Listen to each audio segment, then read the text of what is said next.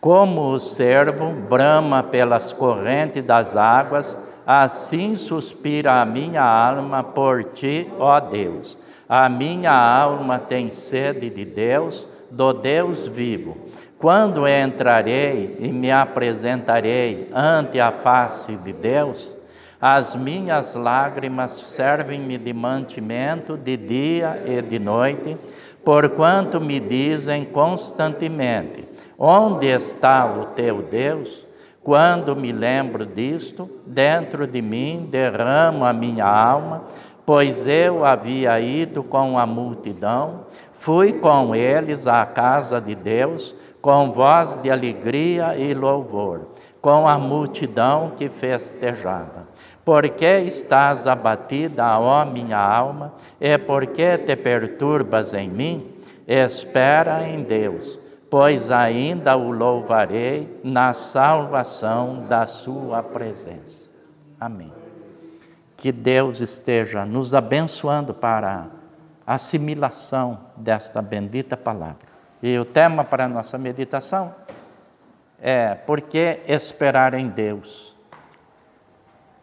Este salmo, irmãos, como alguns outros, são salmos prediletos do povo de Deus. Tem pessoas, irmãos nossos, que adotam e decoram o Salmo 23. Outros, eu já vi, que decoraram o Salmo 42. Outros o 27, o 51.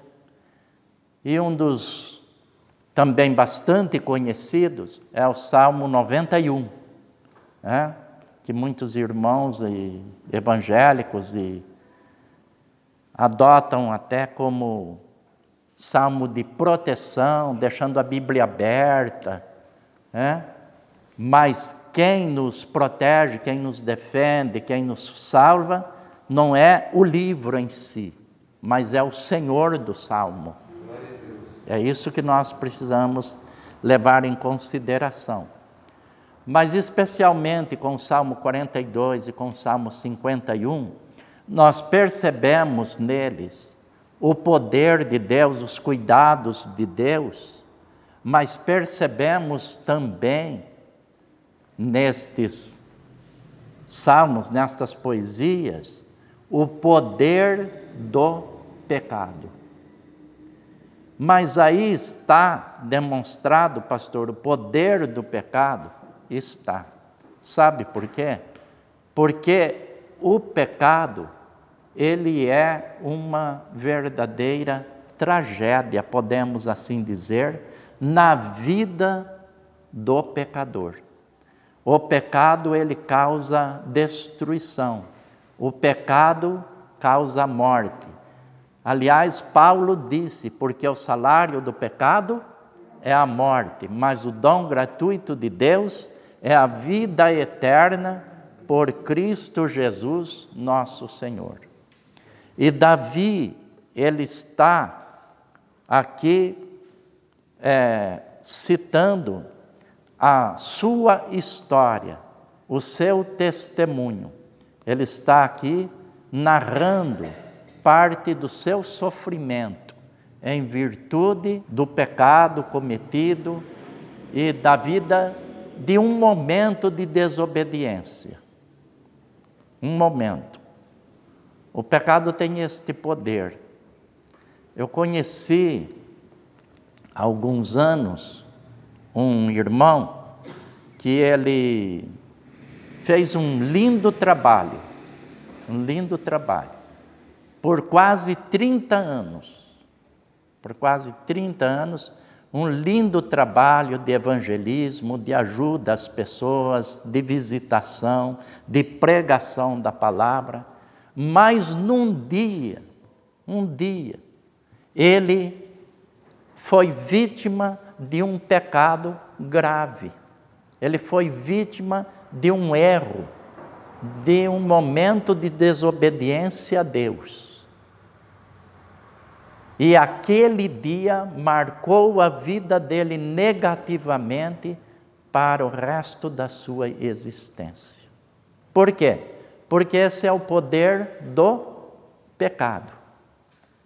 Mas Deus, na sua infinita graça, na sua infinita bondade, Ele nos socorre, Ele nos perdoa, Ele nos aceita, Ele nos recebe. Quando? Quando há um arrependimento sincero, quando há um arrependimento sério. No Salmo 51, no versículo 17, o salmista disse assim: os sacrifícios para Deus são espírito quebrantado. A um coração quebrantado e contrito não desprezarás, ó Deus. E este Salmo 51 também é composição de Davi. A um coração quebrantado e contrito não desprezarás, ó Deus. Então ele tinha essa experiência. Ele errou, mas sofreu a consequência ou as consequências do seu erro, sentia saudades, vontade, desejo de estar junto com o povo de Deus. E ele inicia então dizendo, como servo, brama pelas correntes das águas, assim suspira a minha alma por ti, ó Deus. E ele completa, a minha alma tem sede de Deus, mas em um lugar onde havia uma pluralização de Deus, ele faz questão de destacar, a minha alma tem sede de Deus, do Deus vivo, do Deus Todo-Poderoso. Ele faz esse destaque. Então, nós esperamos nesse Deus, por quê? Porque Ele é o Deus vivo. Quando nós confiamos nesse Deus vivo, nós encontramos, então, possibilidades, alternativas, forças para nós vencermos as angústias, as tristezas que o pecado traz na nossa existência. Por quê? Porque Ele é o Deus vivo, Ele é o Deus Todo-Poderoso. Esse é o Deus que se revela a Isaías. E lá no final do versículo 13, em Isaías 43, o Senhor diz, agindo eu, ou operando eu, quem impedirá? Esse é o nosso Deus, é o Deus de Israel, é o Deus Todo-Poderoso. Jó creu nesse Deus, viveu para esse Deus. E no capítulo 42, no versículo 2 do livro de Jó, nós lemos, bem sei eu que tudo podes, e que nenhum de seus pensamentos pode ser impedido. Então, esse é o nosso Deus, é o Deus de Jó, é o Deus do profeta Isaías, é o Deus de Davi. Davi conhecia os atos poderosos de Deus na vida do seu povo. Ele lembrava com certeza a história do povo de Israel, o seu povo. E ele então sentia essa sede, essa ansiedade de Deus. E ele sabia que ele poderia esperar nesse Deus. As minhas lágrimas servem de mantimento. Ele está dizendo, eu estou me alimentando de angústias e tristezas. A consciência dele estava pesada. Ele não tinha paz interior. A consciência pesada é o pior mal que pode existir. Não sei se você já passou por essa experiência. Mas é muito desagradável, é muito triste. É um sofrimento que tira o nosso sono, tira a nossa paz, nos deixa irritadiços e nós não temos sossego. Pessoas há que ficam sem paz e perde-se a paz também familiar, trabalhista, escolar, enfim. A pessoa está na sociedade, mas desejaria estar fora dela. Está no lar, mas desejaria estar fora dele. Por causa do quê?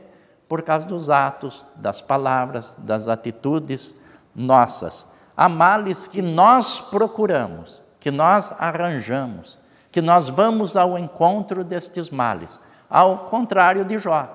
Lá em Jó capítulo 1, versículo 1, a Bíblia diz que ele era reto, que significa justo, ele era temente a Deus e ele desviava-se do mal. Olha aí. Ao contrário de muitos de nós, temos aquele momento na nossa existência que ao invés de nos desviarmos do mal, nós vamos ao encontro do mal. E aí vamos sofrer o quê? As consequências. E aí vamos sofrer essas consequências como o autor do Salmo sofreu.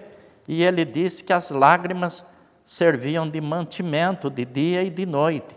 E aí o nome do Senhor nosso Deus ainda cai em descrédito. Por quê? Porque as pessoas que conviviam com ele lhe perguntavam: onde está o teu Deus? E é isso que acontece com o crente em Jesus Cristo que não cuida, não vigia. Ele perde o poder de evangelização. Ele perde o poder de testemunhar de Cristo. Porque as pessoas vão olhar para ele e vão perguntar a ele: onde está o teu Deus? E aí surgem os vários convites para as pessoas irem em busca da paz e da comunhão em denominações, em seitas que afrontam a santidade de Deus e a nossa comunhão com Ele. Muitas pessoas são convidadas. Por que você não vai lá? Em tal lugar, em tal lugar. Vai lá, vamos lá comigo. Você vai ver, seus problemas serão resolvidos. E às vezes a pessoa já está numa condição ruim e ainda vai para lá. E aí piora muito mais a sua condição espiritual.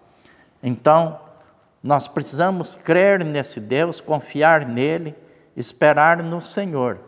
Então, o compositor do Salmo está dizendo: espera em Deus. Por que estás abatido, ó minha alma? E por que te perturbas em mim? Espera em Deus. Espera em Deus, porque Deus é infalível. Balaão, o homem que foi contratado por Abimeleque para amaldiçoar o povo de Israel, ele declara uma grande verdade. Em Números 23, 19, ele disse: Deus não é homem para que minta, nem filho do homem para se arrepender. Então este profeta, este vidente, ele falou essa grande verdade, que depois ela aparece lá no Novo Testamento, se não me falha a memória, citada pelo apóstolo Paulo, que Deus não é homem para mentir, e nem filho do homem para se arrepender. Deus é infalível. Por que ele é infalível? Porque ele zela e vela pela sua palavra. Ele é infalível porque as suas misericórdias não têm fim. Ele é infalível por quê? Porque os seus atributos, Deus zela pelo seu excelentíssimo e magnificente caráter. Deus zela. Ele cuida de nós devido às suas promessas, às suas benditas palavras. Nós podemos esperar em Deus porque Ele é o Todo-Poderoso, porque Ele é infalível, porque Ele é fiel e, acima de tudo, Ele é o nosso bendito Criador. Ele é, acima de tudo, nosso Pai. Ele é nosso Salvador na pessoa de nosso Senhor Jesus Cristo. E o apóstolo Paulo, escrevendo a Timóteo, no capítulo 2 da segunda carta, no versículo 13, disse: se formos infiéis, ele permanece fiel, não pode negar-se a si mesmo. E no Salmo 103, 13, como um pai se compadece de seus filhos, assim o Senhor se compadece daqueles que o temem, pois ele conhece a nossa estrutura, lembra-se que somos pó. Somos pó, pó da terra. Só que nessa estrutura de pó existe algo precioso que saiu de Deus, que é o nosso espírito. Então o Senhor se compadece e Ele nos ama, e o seu amor nos leva a nos socorrer. Ele vem ao nosso encontro e Ele ouve a nossa oração e Ele cuida de nós. Por isso o salmista, ele manifesta aqui também a sua fé. Lendo o versículo 5 novamente, o versículo diz: por que estás abatida, ó minha alma, e por que te perturbas em mim? Aí ele dá a resposta: espera em Deus, pois ainda o louvarei na salvação da sua presença. A sua presença gera para mim salvação, gera perdão, gera vida, e vida eterna, vida abundante, vida transbordante. Eu encontro em Deus, mesmo tendo pecado, mesmo tendo errado, mesmo tendo falhado, às vezes surpreendido, porque o pecado nos surpreende. Os irmãos sabem que às vezes nós erramos contra a nossa vontade, e às vezes erramos sabendo que estamos errando, aí a consciência fica mais pesada ainda. Às vezes são circunstâncias que preparam, e aí você cai em pecado. E às vezes nós vamos ao encontro do pecado, conforme eu já disse. Mas mesmo assim, a Bíblia está dizendo: espera em Deus, na sua misericórdia, pois ainda o louvarei na salvação da sua presença. Essa fé, ela deve ser constante na vida daqueles que se entregaram ao senhorio de Jesus Cristo. Essa esperança deve ser viva na vida daqueles que estão seguindo Jesus. E aqueles que não estão seguindo Jesus podem se aproximar de Deus, em nome de Jesus Cristo, que encontrarão no Senhor a sua infinita misericórdia, a sua infinita graça, que traz para o nosso coração o perdão dos nossos pecados e de todas as nossas iniquidades, de todas as nossas maldades, e transforma as nossas vidas e nos eleva de uma posição de pecadores perdidos para uma posição de pecadores agora salvos por Jesus Cristo, com direito à vida eterna com Deus. Amém? Que Deus, pois, nos abençoe.